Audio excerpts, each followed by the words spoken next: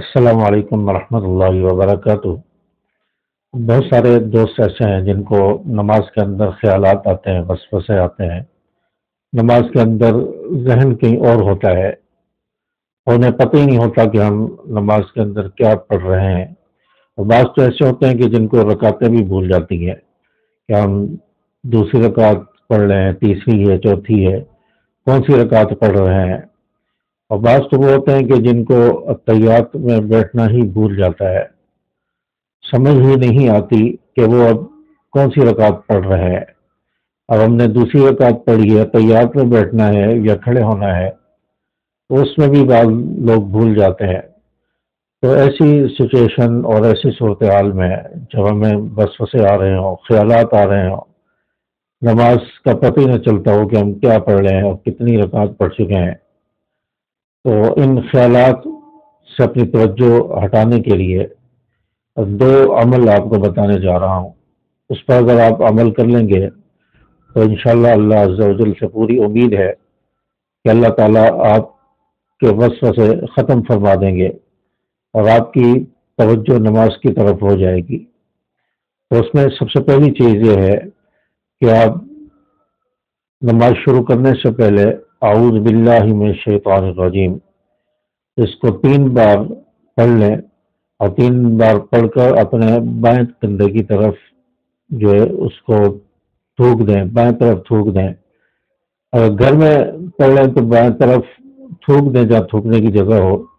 اور اگر مسجد میں ہے تو صرف جو ہے پھونک مار دیں بائیں کندھے کی طرف، بائیں کندھے کی طرف یوں کر کے پھونک مار دیں، اور اس سے انشاءاللہ اس عمل سے آپ کے وسوسے اور آپ کے جو خیالات ہیں اور شیاطین آپ کو جو پریشان کر رہے ہیں نماز کی طرف آپ کی توجہ نہیں ہونے دے رہے، اور انشاءاللہ اس عمل کی برکت سے آپ کی توجہ نماز کی طرف ہو جائے گی اور آپ صحیح طور پر نماز پڑھ سکیں گے۔ تو 3 بار اعوذ باللہ من الشیطان الرجیم پڑھ کر مسجد میں اگر نماز پڑھ رہے ہیں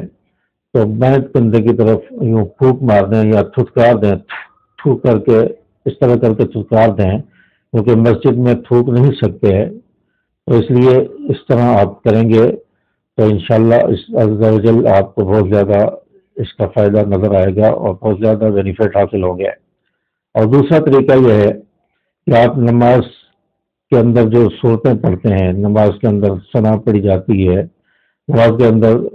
اعوذ باللہ بسم اللہ پڑھی جاتی ہے، سورۃ فاتحہ ہے، صورتیں ملائی جاتی ہیں، اور اسی طرح رکوع سجود کی تسبیحات ہیں، اتحیات، درود شریف، دعا ہے، تو ان سب کا ترجمہ آپ یاد کریں۔ ترجمہ آپ کو آتا ہو، جب آپ نماز میں کھڑے ہوں اور تو آپ کی توجہ اس کی طرف ترجمے کی طرف ہو کہ نماز میں اس وقت میں کیا پڑھ رہا ہوں، اس کا مطلب کیا ہے، توجہ کیا، اس کا ترجمہ کیا ہے، تو اس طرف آپ کی توجہ ہوگی تو آپ کا ذہن جو ہے ترجمے کی طرف لگا رہے گا، تو آپ کے خیالات بٹیں گے نہیں، آپ کی توجہ کہیں اور نہیں جائے گی، تو نماز کی طرف، نماز میں جو صورتیں پڑھی جا رہی ہیں اس طرح اور ترجمے کی طرف آپ کی توجہ رہے گی۔ تو اس لیے ترجمہ یاد کر لیں تاکہ ترجمے کی طرف آپ کی توجہ رہے۔ اور اسی طرح جو نمازیں جہری نمازیں ہیں جس میں جو ہے آواز سے امام قرات کرتا ہے، اگر آپ جماعت کے ساتھ نماز پڑھ رہے ہیں تو اس میں جب امام صاحب تلاوت کر رہے ہوں تو آپ کی توجہ ترجمے کی طرف ہو، ترجمے کو پڑھنا نہیں ہے بلکہ صرف توجہ کرنی ہے، ذہن میں سوچنا ہے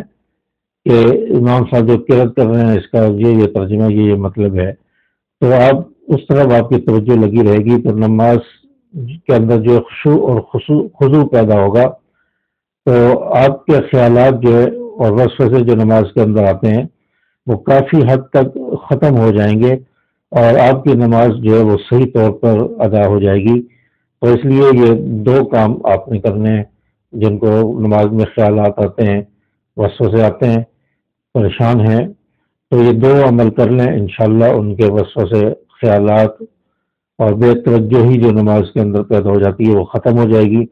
اور انشاءاللہ نماز کے اندر خشوع و خضوع پیدا ہوگا، وسوسے اور خیالات آنا انشاءاللہ اللہ سے پوری امید ہے کہ اس عمل سے وہ بند ہو جائیں گے۔ اللہ تبارک و تعالیٰ سے دعا ہے کہ پروردگار عالم میں نمازوں کے اندر خشوع اور خضوع پیدا کرنے کی توفیق عطا فرمائے۔ آخر میں یہ ضرور بتا دیں کہ ویڈیو کی آواز آپ کو صحیح آ رہی ہے، آواز صاف ہے، وائس اچھی آ رہی ہے یا وائس میں کوئی مسئلہ ہے تو کمنٹس کر کے ضرور بتا دیں تاکہ اس کا سلیوشن کیا جائے۔ السلام علیکم ورحمۃ اللہ۔